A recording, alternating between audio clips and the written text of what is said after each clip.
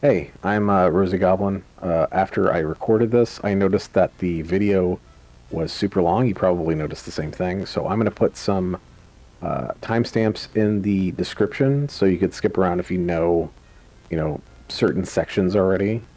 And I'll leave like a little thing at the bottom as well to show like where I'm at in the video, so it's easy to follow. Um, Also, there are some slight audio issues at the very beginning, but it's not too bad, and I could probably fix it in post. You know, just so you're aware. Here are the timestamps now, in case you want to skip around, and enjoy. Thank you.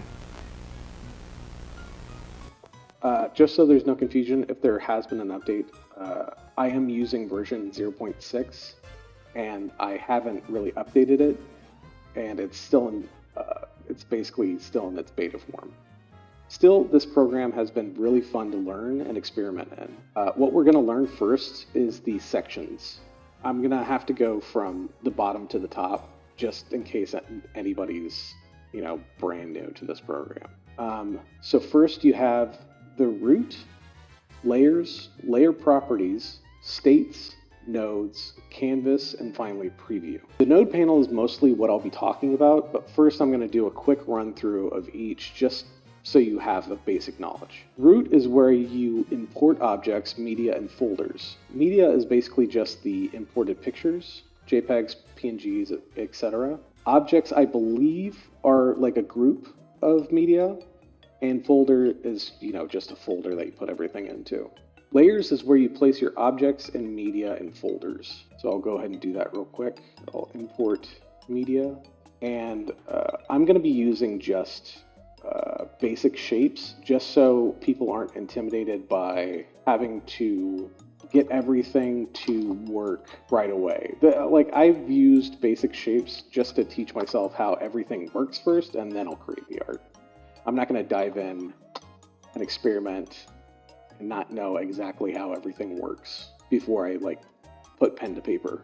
Layers work just like layers in Photoshop. Things at the top are going to be in front of things below it. There is also a feature to drag one layer on top of another, but I haven't quite figured out the use for this. If you change the color of one, it does weird shit. Flashing warning, sorry. I haven't quite figured out what that would be for, since it's just blast the color onto everything else, it seems. If you know and have any info that can fill in the gaps in this tutorial, please comment the answer. Not because I'm doing like a call to action or engagement farming or whatever. I'm genuinely curious about other aspects of the program and how they work. Canvas is where you organize all of your layers. This portion of the program is always stationary. This is where you want to move everything around to be in the right place. This is also where you adjust the pins that you will create later. Preview is where you will see everything being animated. You can't do anything within this layer to affect anything. This is purely just for viewing how things are laid out in the process of being animated. Clicking on a layer in the Layers section will open up the layer's properties. This is mainly where you'll be manipulating everything within the program motion-wise besides the node view. Here you can swap sources, mainly if you're working in batches and updating parts. Source mode, which will keep things not seen in memory, I believe, which if you have 100 different layers will just, make your machine chug along and it'll be really annoying. The transform section, which is your typical X, Y position, rotation, skew, scale, and effect group. Another one where I'm not sure what that does, but the others in this section should be pretty obvious. Also, fun note, I didn't notice until way late in working in the program, you can just grab the X, the Y, the rotation, the skew. I, for the longest time, was putting stuff in manually, and learning about this late is kind of annoying, but it's better to know now. Effects is just how the image looks. Again, like Photoshop, so no further explanation is needed, except that if your layer has color, like mine does on each one of these, you could tell that changing the color is a bit weird. Like this is red, And it does follow a little bit. And then if you go to shade color, it's very strange how these interact. Maybe it's just I'm not a color person. I'm more of an animator. But yeah, like maybe this makes sense, but I'm not sure. Like this is pure white. But since shade is green, it turns out blue. I have no clue how this works, but just a weird observation that if you're going to be using color, know that if you want to adjust it in this program, it might be a little annoying. Pins is where I think the program gets interesting. So I believe you have pins in normal Veadotube Lite. It's been forever since I used that program, so still you create pins and place them on that specific image. So this one has 1 and 2, and like I think I measured them to be 100 on each. So 100 on this one, 0, negative 100. I don't know if this is just like how it measures, like from one side to the other, but I believe every single one that I've done in here, if you go to 100, it's at the top. If you go to negative 100, it's at the bottom. Maybe that's how it measures stuff. I'm not positive, but it turns out like every single one of these is 100, negative 100. That might just be how it measures it. And if you put 100, you get it at the top, negative 100, you get it at the bottom, which is super useful if that's how it goes. But I'm not 100% positive on that. This is where you want to know how pins work, because knowing where to put them for what reason is almost essential. So you'll put them to where it'll connect to another layer, or where you want that layer to pivot from, or a whole bunch of other things. There is a feature to expose an anchor. I believe that is supposed to have the pin show up in other layers, but it doesn't seem to work that way. So I mainly just use it to give like pins names. So this will be top, oops, can't type, and this will be bottom. So like whenever I choose something in here, I'll know which one is which. Also, I'm not doing anything with these just yet, so I'm just going to leave the names. Naming them immediately as you put them in is a way to not get confused later, because I got way far into a program and had to figure out what a layer was that was blank, and not bueno. It was real. It was a real pain in the ass. Within the layer properties, you also have add new dynamics. Dynamics is where we'll actually be able to move the layers. When we go to adding dynamics, you'll see a list of options. The first portion, attached through squash and stretch, are non-known dependent, meaning that it mostly relies on other layers to be affected. Attached does exactly what it says. You attach the current layer that you're using to another layer from a pivot or a pin that you create. The fact that you could turn off and on the different aspects of another layer from the pivot is pretty cool and super useful. Say I attach this circle to this triangle. I would want to know where the pivot point would be. So it would be attached to this, but spinning from this right here, or moving or rotating, all that stuff from that pin right there. So pick that one, and then I would pick the triangle. And then if I wanted it to only be moved X and Y, I would use position. If I wanted it to spin around the pin towards this, I would use rotation. If I wanted it to be like skewed, obviously I would do this one. Or if I wanted it just to be scaled, I would use this one. Mix and match what you actually want the attachment to do to this layer, which is useful. So the circle is attached to the triangle, and it is doing all of the things, but move is generally just X and Y. If you notice something, you don't actually see a lot of movement, or any movement, because it's so small. What's happening is it's going from -1 to 1, which means that if you zoom in, it is moving. It's just moving really, like in really small proportions. What you can do is whenever you think something is broken and not doing its thing, there's like three distinct reasons why it's probably not doing what you think it's going to do, and I'll explain that here in a second. So the move times 100 times 100, and you can see it's following. And like I said, if you use these numbers, it won't follow it exactly, which gives it like a more natural look. And you could actually do like 0.1. There's a slight delay, 0.3, even more noticeable. You can go up to 20. And you see it's trying to keep up, but it's taking so long that by the time it gets back to the circle, it's actually going the other direction. So it's like trying to follow it, but just can't quite get there. Okay, so that's attach.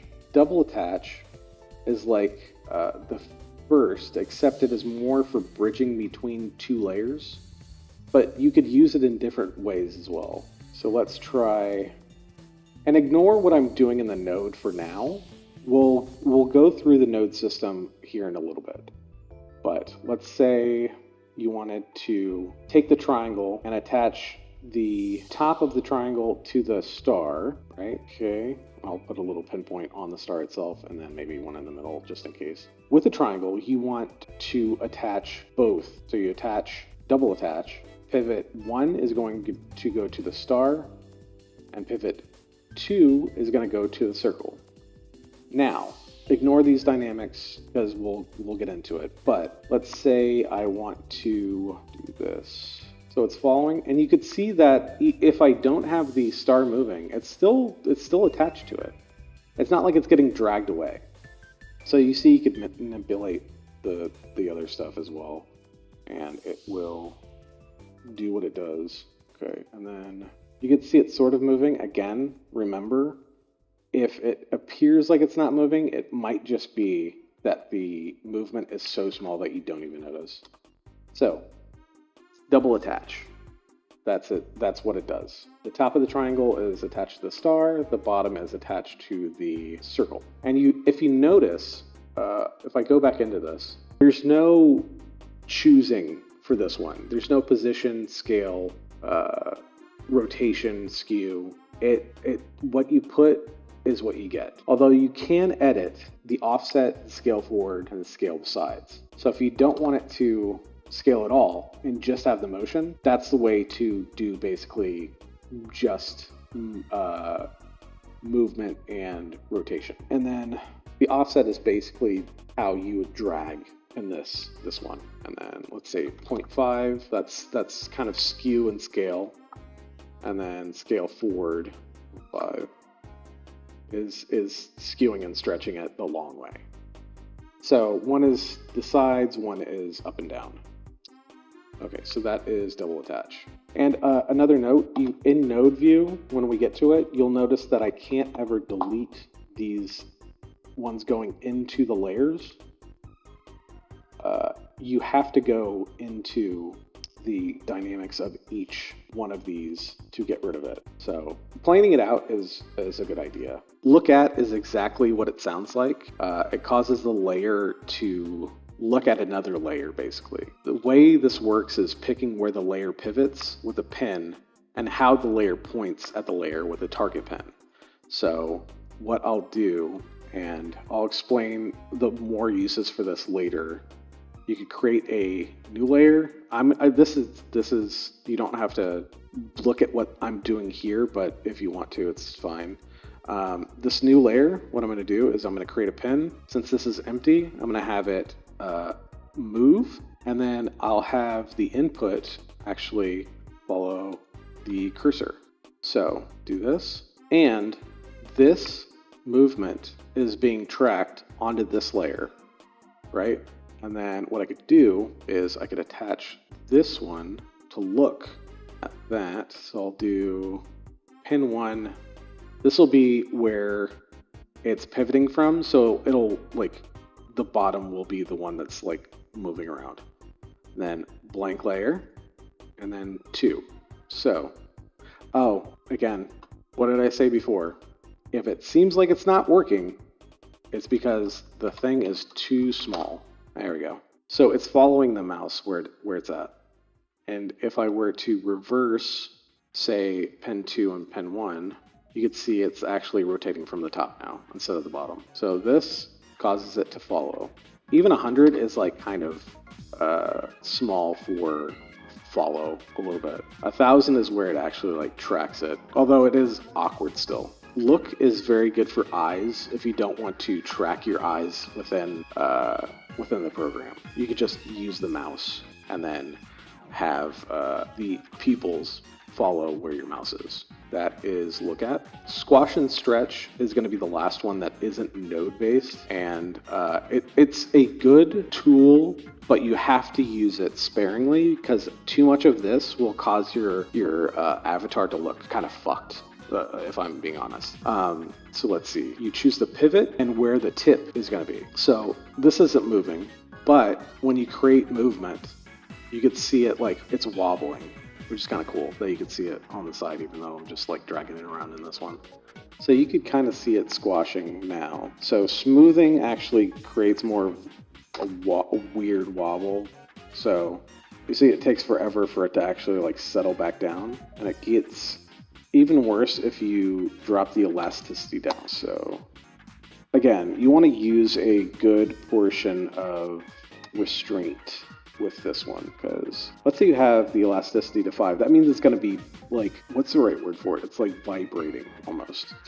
And then if you combine that with a high enough smoothing, you get this very like unstable looking thing. Okay, so like I said, with the things above, these are not drivers for motion, but are more for following and reacting to the motion from itself or other layers with the other section that we're going to go over. This next section is what you will use for actually moving the layers around. Fade to tint is where the node system comes in. All of these require you to connect other nodes for these to actually do anything. I'll go through each one, but they are basically self-explanatory. Fade will adjust the opacity of the layer. As you can see, there are no adjustments that you can make inside the dynamic section itself. This is one of the dynamics that is purely node driven. Move has the layer move on an X and Y axis. You can multiply the movement inside the dynamics, and usually that is necessary to actually see anything that's happening. Like this. This is 100. This is at 1, so you could barely tell that it's moving. But if I were to increase this to 50, you could see it moving a little bit on the x-axis. And you could see that with just the number for this, and we'll go into these nodes later. But if I were to put it on point, it'll actually follow on a nice smooth trajectory. Rotate does what you think it does. You pick a pinpoint to rotate around, and you choose between radians and degrees. I had to look up what a radian is, and I could sort of explain it. It is an angle measured by comparing the arc length to the radius. So using it for wave-like motion, you would calculate it by sin times time times 2 pi. 2 pi radians equals 1 full cycle. Look, I'm bad at math, and I had to try to give you something useful for that. Degrees is just, 90 degrees, 180 degrees, how far those will actually rotate. As you can see with rotate, also, if it's a point system, it really doesn't try to do anything because it's giving the star rotation multiple inputs, so it doesn't know what to do with it, obviously. But if you change it to number, you could see it rotate. And since I put it to degrees, 2 degrees is not much. But if I increase it in this, it'll increase it. Scale, can you guess what that does? You pick a pivot point, and again, you can multiply each dimension. Shade is a dynamic that I haven't been able to get working, unfortunately. I'm sure there is a way to actually use it, but every test that I try to utilize it with, it just ends up doing nothing. Again, if you know how to use it, please let me know. Skew does what it says. It basically squeezes it at an angle. You could pick where it pinches and again choose between radians and degrees. Tint is another one that I could not get to work. I'm assuming I'm missing key information on how to convert something within the node section that would make it work. So the last two are number and point. I've never used them. Might be useful for something. I have no clue. The node system luckily has menus that explain exactly what everything does. Listening back to the audio that I was doing, not the greatest. So from here on out, it's actually not bad. So the node system luckily has menus that explain exactly what everything does. Of course, this doesn't make things much easier once we get into building with them, but hopefully by the end of this tutorial, you'll get a better sense of how everything wires together. I will do a quick pass though. Audio gives you ways to filter your mic. A couple of them are really useful for creating a mouth matrix based on the sounds being produced. Check out this guy's video on how to construct that. I just ended up buying it since he definitely deserves some money for putting all that together. It's crazy. I haven't put it in any of my stuff, but look at this. It's kind of impressive how he did that. Again, you should pay him for putting all that stuff together or just watch his video and construct it yourself. But again, a lot of effort. Bitmap is where you manipulate the image coming in like a webcam. This is what we'll use very deep into this video. Boolean is just that, something that tells something else. If this is true, then this, or this, or this, and that. It feels kind of complicated, and it is, but only if you don't pay attention to what you are putting together, which is what I usually do. Color, again, I have no idea how to utilize this, so I'm just going to move on. Compare and convert, this is where you want to go if you are trying to make more complex systems that branch beyond an easy true or false binary. Again, looks intimidating, but I'll give you a few examples on how you'll be able to utilize these. Generators are the bread and butter of the automation portion of what we'll do. They create motion by running different patterns. Each has its own type of utility. Like blinker is good for blinking, obviously. Bouncer is good for a sort of side-to-side sort of animation. Jumper is good for jumping style animation. Shaker is like more it almost feels random, but it's not. It has a pattern. And then waver is really good for like breathing animation, like the very rhythmic breathing. I think waver is like a very good ease and out type of generator. And we'll look at that here in a little bit as well. Input is where we'll actually grab outside sources like our camera to feed into the bitmap node and a microphone to feed into the audio node. There are also cool things you can do in here, like setting up to react to a controller or your mouse, keyboard, even a Kinect if you still have one of those laying around for some reason. Integration, you could use external programs to feed data into nodes. Haven't used these yet, but I can see the potential for live streaming with like friends who also have Veadotube models and other stuff. I want to use these things later on. And math. This is where you will get the most out of using a node. Even if you are bad at math, I guarantee you there are some things in here that you will find super, super useful, especially remap. Remap is the holy grail of fine tuning. Also, ease, lerp, unlerp are all useful as well. As a person that doesn't like math that much, it is fun to actually play around with these math nodes, even if you don't know what you are doing, which again, for most of the time, I don't know what the fuck I'm doing. Number is just creating a value to plug into another node. It's literally just like, this is 1 or 5. So you're telling another node, this is 3. Point is a way to create your own generators, which lets you create very interesting movement and patterns, which we'll see later on. Random gives you a different way to filter inputs to cause some more randomness. These are useful, but when I first tried to use them, I got very confused on why they didn't actually work. It's mostly to do with what these are. And when you look at inputs and outputs, the color is actually going to give you a lot of information as well as hovering over that. So you know at a glance like, oh, this is a number value, or this is something that I have to put a Boolean into. And then scores. Scores I really haven't used much, but I'm sure there is a reason to use them. I just haven't figured out how to use them yet. State events is where you'll create and switch between states in this section over here. This will be our first stop once we're done wrapping up the node explaining section. String allows you to basically universalize kind of different nodes to other nodes. I would think of this as a separated section of compare and convert, sort of. It's like a in between. Subject I haven't used yet. I'm assuming that it might be useful for creating multiple subjects in one scene and editing them somehow.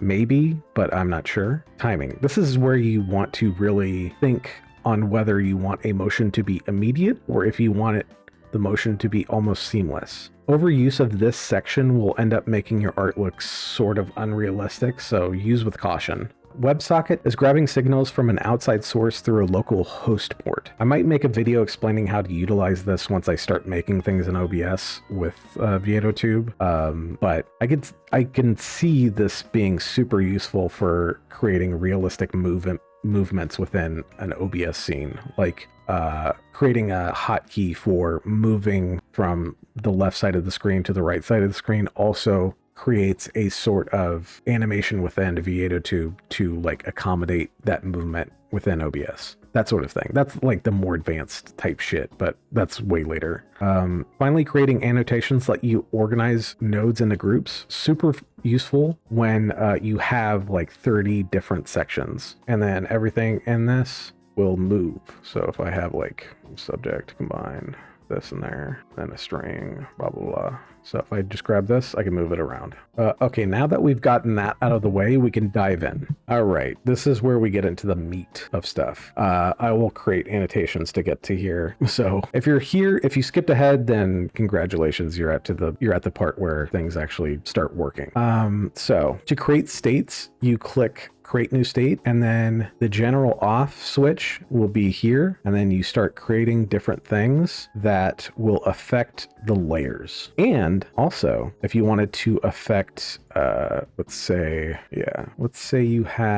you wanted to turn off squash and stretch for that one, and then leave it on this one, and turn it off for this one, or for two, you want elasticity to 100. I would use these states as keyframes almost. That's how I sort of think about them. So I set up two sections for state groups. One is blinking for the right eye, and one is blinking for the left eye. And again, I'm using the generator blinker. Okay, nothing has to feed into this. You can make it more advanced, but we'll do that later. Okay, so the blinker sends out an activity value, which is basically, is this true or is this false? We feed that blinker directly into a branch on Boolean. So Boolean is if and, or if else in this case. And then branch on Boolean will be in compare and convert. It's a little confusing finding these things because I just got confused and went straight to Boolean, but it's actually in compare and convert. Branch on Boolean lets you pick two values, true or false, and then you feed a Boolean value into it and it'll switch between them. So on this one, if the value is false, then the eye will be open. If the value is true, it will turn off the eye. Since most of the time it is false, we want the on to be in the false. And since the blink is so fast, we want it to be true and it'll snap to that. And then those go into a state group section, which gets created once you create this. So let's see, ignore all this for right now. Okay, and these are all the shapes. So this is the state group that I just created. And before you go any further, before you create anything, you have to realize these are names that I gave it. They are case sensitive and they have to be exactly what these are. Another note, when creating state groups, always after adjusting the state, go back to off, because you will forget and you will fuck with something. And then later on, you'll be like, why is that moving? And then you you realize, oh, I was messing with stuff with on right on, and now it's just it moves like that even if it's, you know, off. So again, you want to immediately turn it back off. You can adjust things by clearing everything, but it is a pain in the ass. So you see, like in animation, when you put a keyframe, like you'll see if you move something and it's recording, it'll record that keyframe. Always go back to off. And this is a on and off. Very easy to create, and just remember, branch on Boolean have two values named and also something that's giving that information. But you'll see with the next thing that you could make more complex things. So this is 2, blink on and off. This is a little bit more complicated. This is based off of my voice. And this is 4 states. And you could do this with almost anything, but I chose to do it with my voice. So you could see state group 3. I didn't name these. I probably should have named these. Off, which is the default, which you should always be on unless you're editing. Calm, which is 0. 1, somewhat excited. 2, pretty excited. 3, very excited. So that's not doing anything now because I don't have it attached. But we go here, I put my microphone in. You could see that the volume of my voice is actually affecting the eyes. And how I did that is through a series of steps, which I will go over now. In order for this to work, we have to understand that branch on string is like branch on Boolean, and branch on string is right here. What this does is lets you have multiple values, as many as you want. So I have calm, somewhat excited, pretty excited, and very excited. And how it's measuring this is by assigning a value from 0 to 4, which I have in this remap. Again, at the end of this, you'll be like, wow, remap does a lot of shit.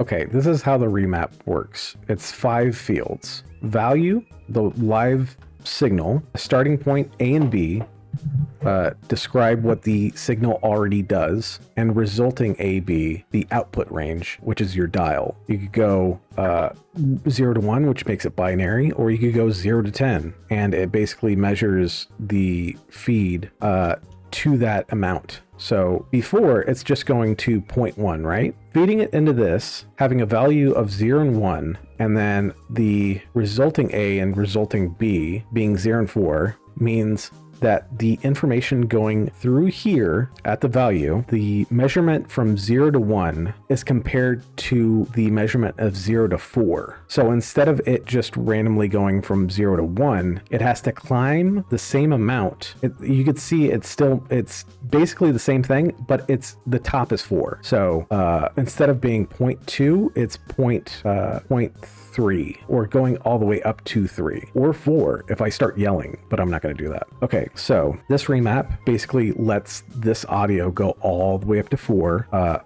which doesn't actually affect the audio. It just affects the reading of the audio inside of Veadotube. And then we feed that into a floor, which the floor basically does, let me see, a floor rounds a number point value towards 0. So it's basically, it's not letting it be anything besides 0, 1, 2, 3, or 4. And then the clamp, the minimum value, and the maximum value. And you might say, well, you have 4 things. Why would you want only 3? 0 is one of those values. So you still have 4 values. And then you clamp that into a branch on number, which is what we have here, a branch on number. You assign the values over here, value 0, value 1, value 2, and value 3. Sorry, I got the hiccups. So that's basically saying, like, when 0 is here, that means 0 is true. 1 is true, 2 is true, 3 is true. When I'm not saying anything, it's at 0, right? 1 is climbing up to 1, 2, 3. So we feed that branch number into a from number, which is, again, one of the converters, I think, in strings. So from number, which converts a number into a signal, or a string value, sorry, not a signal. It converts this saying 0 into this reading this one as calm, reading this one as somewhat excited. Since these are in a string left to right, 0 is calm, 1 is somewhat excited, 2 is pretty excited, and 3 is very excited. So 0 goes to 0, 1 goes to 1, 2 goes to 2, and 3 goes to 3. It took forever for me to figure this out, but now that I've learned it, you know how to do it. And then we take that branch on string into a state aggregator, which is basically something that converts this signal, the string, back into this up here, these values. And again, com has to be com on this, the exact same capitalization and the same wording exactly. And how I made these values is I went to here, I went to string, and I went to value. And you could see that it actually doesn't give me the option of, you see these, doesn't give me the option of those. But if I were to plug this in, right, instead of this one, plugging it into the end, so it's 3, it will now show these. I could just get rid of this.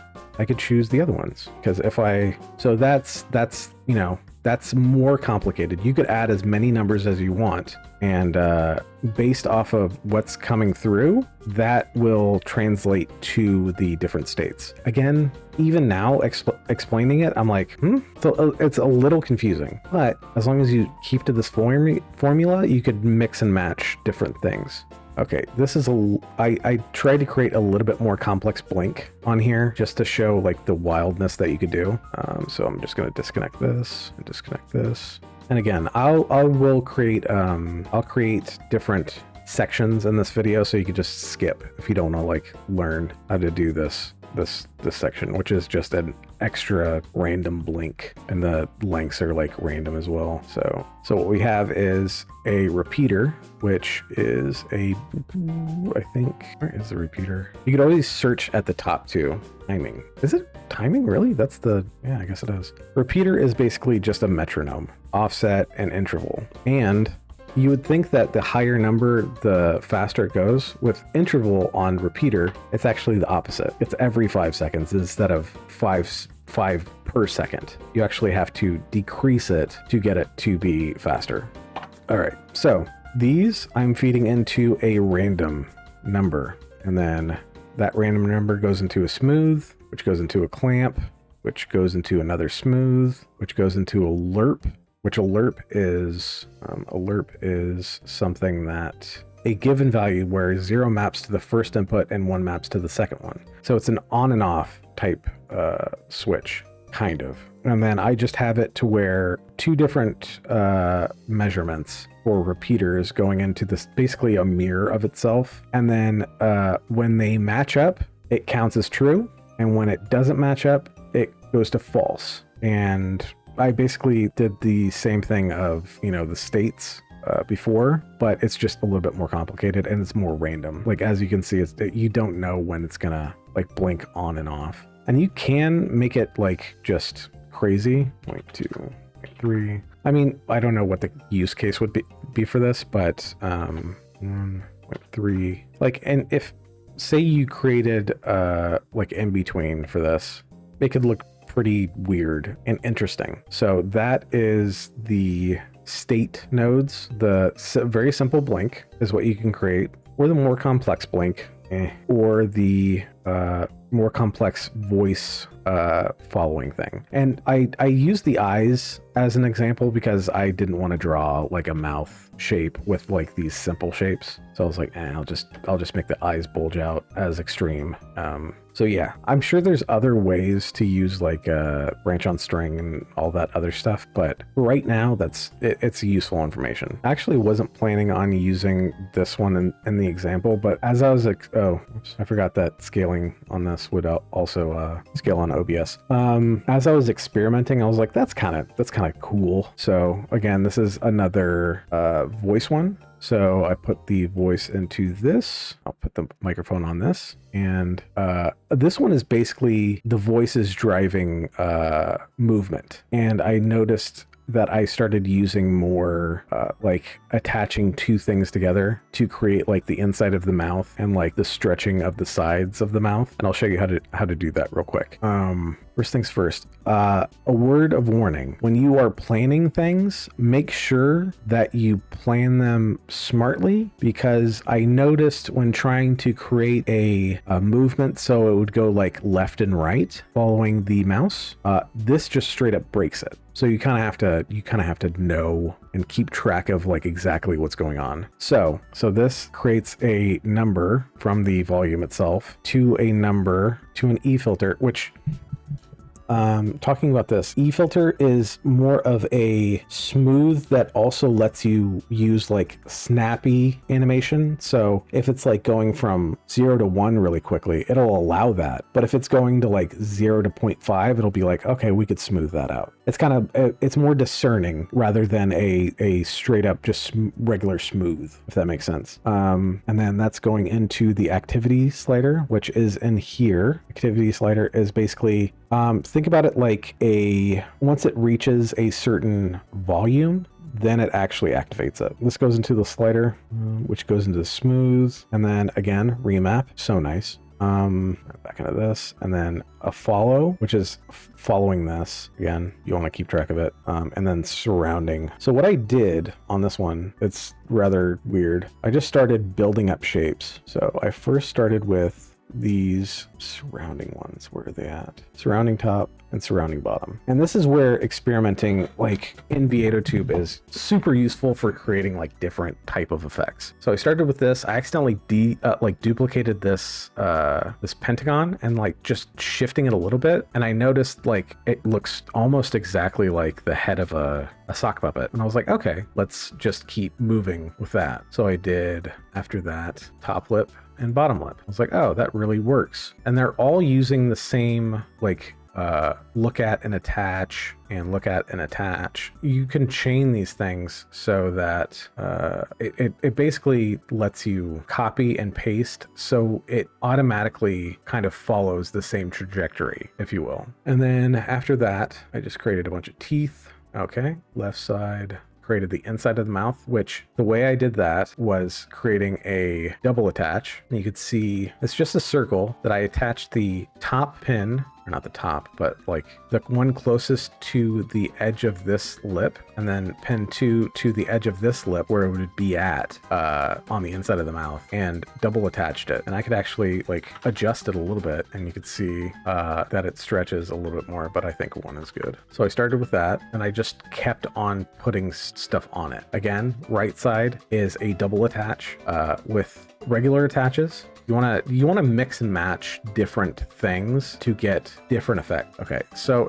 I think instead of double attaching on this one, I just chose to do a bunch of single attaches. So this is 6, which is the innermost part of the inner lip, and did right empty, which is right here, which again, this doesn't have any information shape wise. It's just 2 points. And then I double attached it to pin 2, pin 1, top lip, bottom lip. So it's stretching it essentially. So if I turned off top lip and bottom lip, and you see that this is just a pentagon, and 2 and 1 are following the top lip empty and the bottom lip empty. I think the bottom lip empty is just there to stay in place, I think, maybe. I think so. Or either that or it's useless and I forgot to delete it. Again, document what you're doing, and it's a lot easier not to fuck up.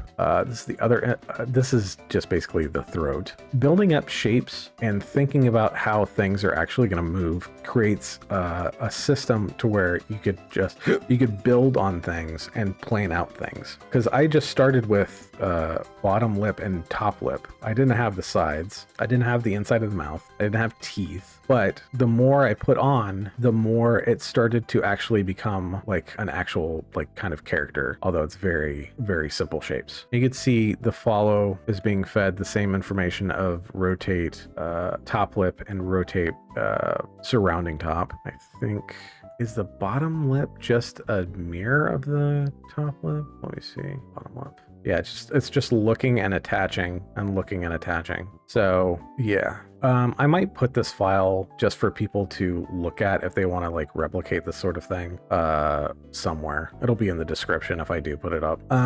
So that's an interesting build that you could do, and it's very like, it's not simple. When I say simple, I mean that the nodes in it are very, very simple. It's just rigging, like learning how to rig properly, kind of. And the eyes are kind of funny. I love their like googly look. Let's look at all of this stuff over here.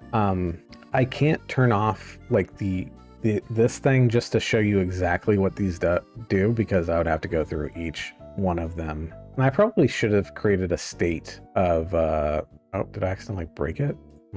Okay, I did break it. I guess, what the fuck? I'll just reopen it real quick. Whoops, I don't know how it broke it, but okay, sorry about that. So you want to start learning basically how things are affecting other things. The blinker is turning this charge on and off, and this repeater is creating a random motion, which is creating this jump. So the jumper only bounces on true or false, or only on true. So you want to kind of create like a good motion for it, which I try to create a randomized motion for. I think this is the scale.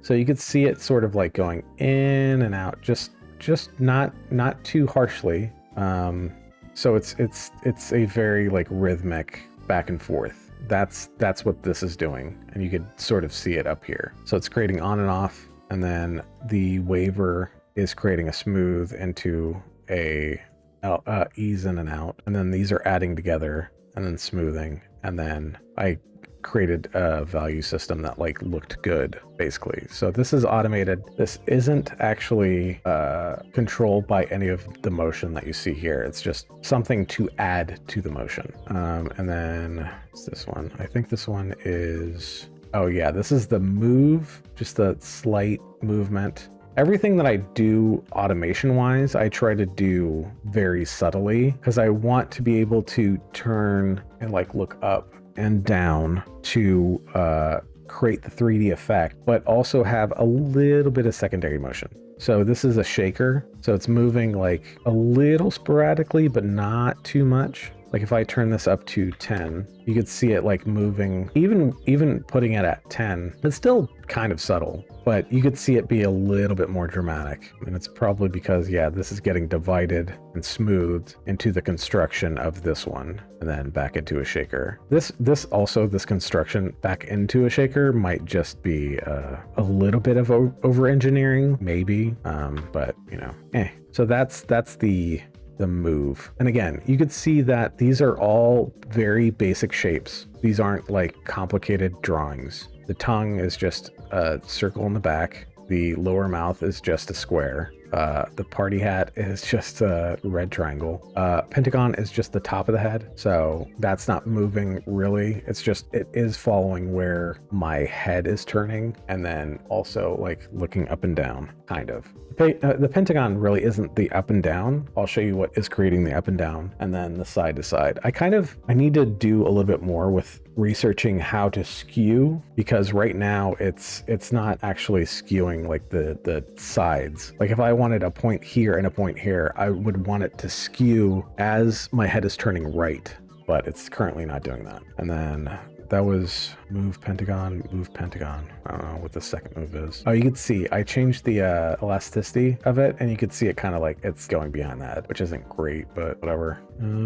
Okay, so that second movement I think is very choppy, and you could see that I'm remapping a bounce with all of these values and then splitting it into an X and Y. So you can see it since it's -1 and 1 and 2 and -5, it's creating this weird like choppy like up, down, left, up, down, right, up, down, left. It's a very weird robotic movement, but since I'm smoothing it and then multiplying it by something else, what am I multiplying it by? Oh, I guess this bouncy rotate. And you see I labeled all of these head up, down movement, look at cursor, which I ended up, I think, turning off. Mouse. Yes, I did, since I learned how to like do the eyes left and right.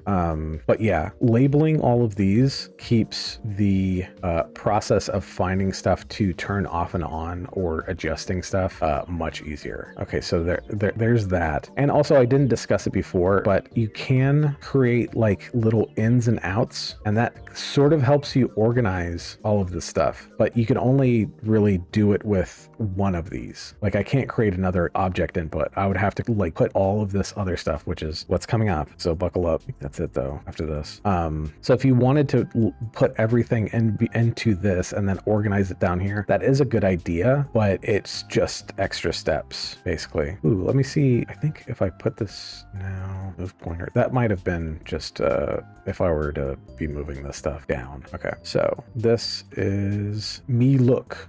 So what is this doing? I have to look over here first. Hi. Okay, so the input is my camera, and then I broke that into a more cropped section. So I went to let's see, I went to bitmap and chose crop, so it's closer to my face, so it reads more information from my face. So the crop is going into a bitmap media pipe faces, which gives you landmarks that you could actually track. But I mainly use this to feed into a media map face landmarks. So you need this in between. You need this media faces in between to get to this. And what this does for you, it gives you more information. So you see that my mouth moving on this one is actually moving. This one, it's not. This one it is. And also it's creating blinks. And you could actually like fine tune it to where you can get an in between, which this was a pain in the ass to actually get, but it's still kind of wonky if you could see. So if I squint, and he kind of turns Chinese a little bit.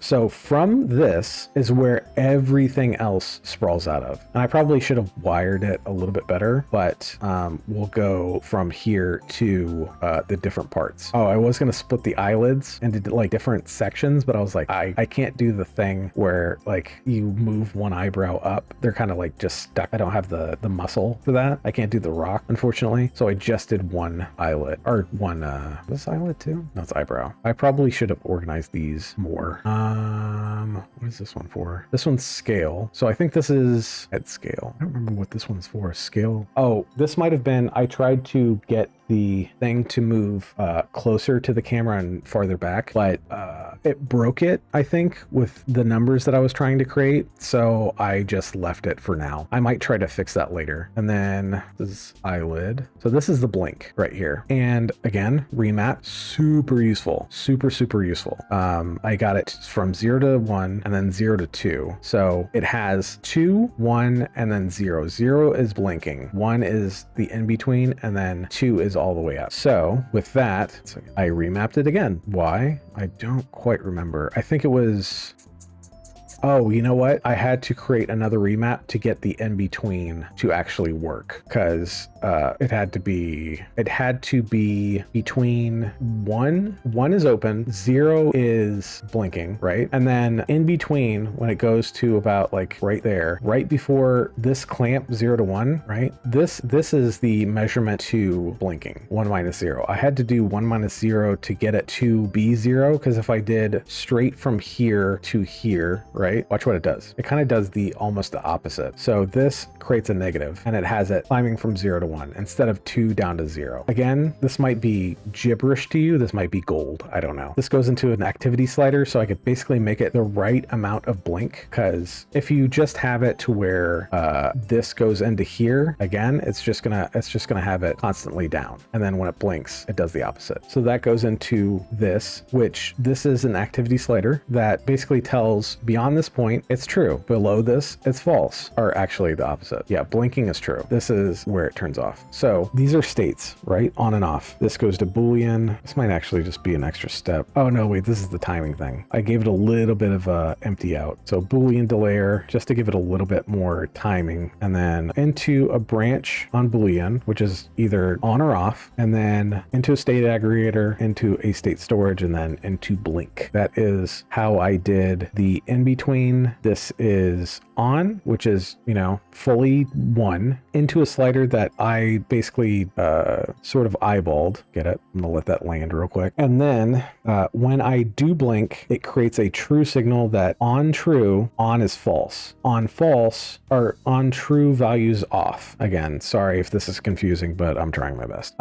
So that's the in-between, the blink, and then the eyes fully open. That is that. And then these are the eye tracking, again, remap is your friend. And I could have just did, one eye and it tracks both of them, but I chose to do both eyes because why not? The eye information, all of this stuff, by the way, it's coming out of this. So sorry, I should have explained that earlier. I apologize. So eyelid is how you're gonna control the amount that is needed to basically create the state in between on and off and in between, which is, this system right here. And then eye is what I have over here, which is, you could see it's basically a point system that goes over here. And you could see that just it outside the box regular, it's very jittery. And if I didn't have these systems right here to basically tamper that down, my eyes would be going ballistic all over the place. So that right there is how you track the eyes. You basically dampen each the Y value and the X value. I did it separately because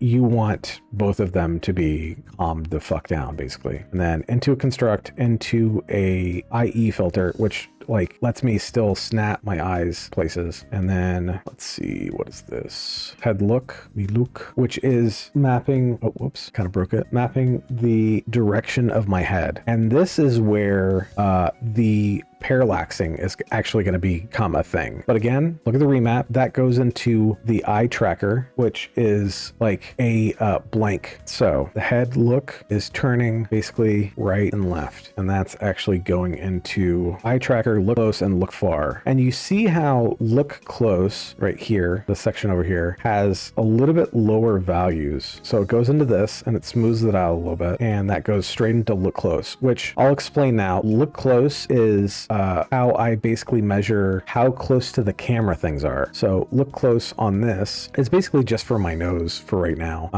And I measured it from the top bridge of the nose to the top of the nose to the middle of the nose to the bottom of the nose. And then look over here, pin 1, which is the top, is attached to size clone. Again, you need to make sure that you are trying to get everything right the first time, because I accidentally made the pentagon, I think, a little bit too big, and without the other things measuring with it, it kind of breaks. So I kind of had to make a fix, which thank God worked, where I attached a none pivot to the pentagon, and basically it copies the scale to all of the other things, because apparently the only thing that I really sized correctly was the eyebrows and the nose. So that's where I'm at. Okay, so look close is the bridge of the nose, like the bottom connecting to the top of the nose, the middle of the nose, and the bottom of the nose. Look far is farther away. That's the top of the bridge of the nose. So why would I do this? If I take the move and the attach off, it still kind of works, right? A look far. I mean, it's sort of,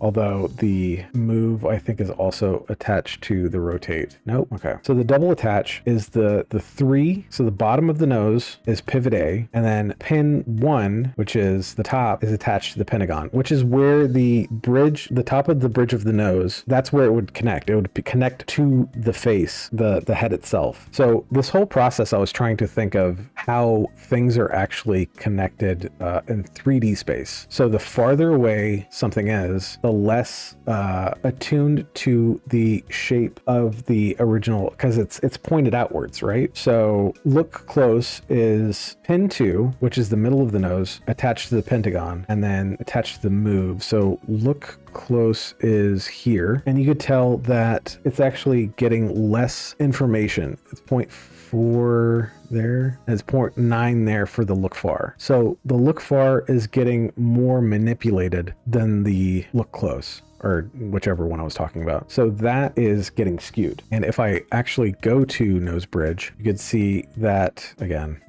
I have to attach everything to the size clone because boo. Also, if that does happen to you, always have the size clone in the middle of the object, or the pin that you're attaching to the size clone in the middle of the object, or else it'll be like, it could get messed up on other things down the chain. And then attach. So I'm attaching the pin 1 to look look far. Again, this is creating another degree of movement. So look far, look far is already attached to the nose, right? So double attaching the nose to the pentagon is creating that like farther look, but also the pin to 1 is also kind of attached except for the scale. And then pin 3 is attached to the nose. So pin 3 on the bridge of the nose is attached to the nose itself, so it follows. Hopefully this isn't gibberish to y'all. And then the nose itself is, of course, oh wait, that's the eye. Pivot 3, size clone, and then pivot 3 to look close. So pivot 3 is the middle, and that's attached to the look close. I'm trying to think of what else y'all could learn. And when I say I'm like learn from what I'm doing, it doesn't mean that I think I'm an authority on any of this shit. I thought it was interesting after I was like, oh shit, the face turns, kind of cool. I was like, if I knew this like right off the bat, I would be copying shit. Eyebrow is attached to look close again. So look close is this one that gets a little less information. So it's like dragging a little bit. And then right eye is doing the same thing. And you notice that some of these multipliers are actually less, because if they were 100, they would actually be going towards the middle instead of just going straight up, because it's the move for the eyebrows are where. Okay, here they are. Because again, remap the goat on everything. So since it's reading 0 to 1, basically, it's sliding it along both axes at 100. But if you go 50, it's still kind of going to the side. 25 is enough. 25 is enough to actually like get a little bit of curve in, but not going like creating a unibrow, basically. Let me see what else. Did I do this one? Which one is this? Oh, this one's the this is the mouth, basically, which I'm still fine tuning, because you could see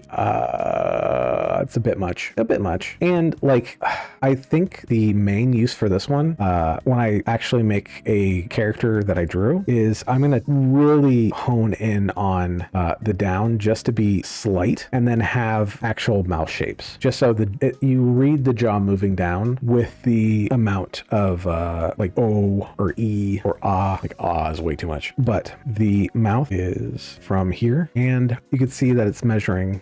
It doesn't really read side to side, which would be cool, but it just reads down. And then that one is lower mouth. So attach size clone, because if I didn't, so dumb. And then scale is, I think, yeah, this one right here. Lower mouth. And then I tried to do different points. So if you look over here, I did 3 scale and then 2 bottom. I probably could have done this a little bit better, and I did a little bit of squash and stretch. And actually that looks a little bit better, but why did I turn that off? It actually doesn't look that bad. So again, the mouth is coming here. So again, yeah, so this is coming all the way around. And you can see it's not that much here, but I think I increased it to a certain degree. With remapping, you kind of want to, damn, I've been recording for a minute. You kind of want to experiment with the value system. So this is the first remap, which kind of smooths it out a little bit and allows some snapping, but that wasn't enough. If it goes straight into the thing, it's going to be it would look weird. It's like the eyes, where if I didn't put a bunch of remaps on it, the eyes would be jittery because the camera can't exactly see where my eyes are, so it's approximating. The same with the mouth. So this goes up to 0.4, and then that smooths it. And then down here, it actually goes from, I think, 1 to 2. Yeah, 1 to 2. And the measurement is like very small. And then the same thing over here. And then I smooth this one out. And then I'll probably put this stuff in the description, like a link to the files, just in case you want to poke around in it. If y'all have any questions, just ask, and I'll try to answer anything. I could go into further detail on like the eye tracking and, you know, I'll look at mouse as blank, but eye tracking is basically a little bit of trickery. Is attached, I think, up here. Yeah. So since I turned this off, it's not tracking with the head movement that is smoothed over here. So instead of it being like squeezed to the side, it's just in the center, and it looks weird. But since I put a move to this eye tracker, which is just a blank with a pin down here, which is also attached to size clone, because of course it is. And then it tracks to the head itself. It moves with where I'm looking head-wise, like moving my head left and right. I think that's it. I think that's all of it. I'm going to keep experimenting, and if I find out anything else, then I will for sure update. But hopefully this has been a little bit of a help to anybody that's looking for how do I do this? Because like for the longest time, I was struggling to get anything to work in here. And then I started documenting, I started making a file of like, okay, this does this. And then through like trying to learn what everything does, I slowly, like it clicked kind of like, oh, this is how you're supposed to do this. And I created a document that I will maybe put up on Coffee, maybe, but I still have to edit it. And it basically goes over like, these require the subject line, and this requires the mouse size, and this, you know, this does this, that you don't want to do this, that sort of thing. If there's interest, then I might put it on Coffee, but if not, then But thanks for watching, and have a nice night.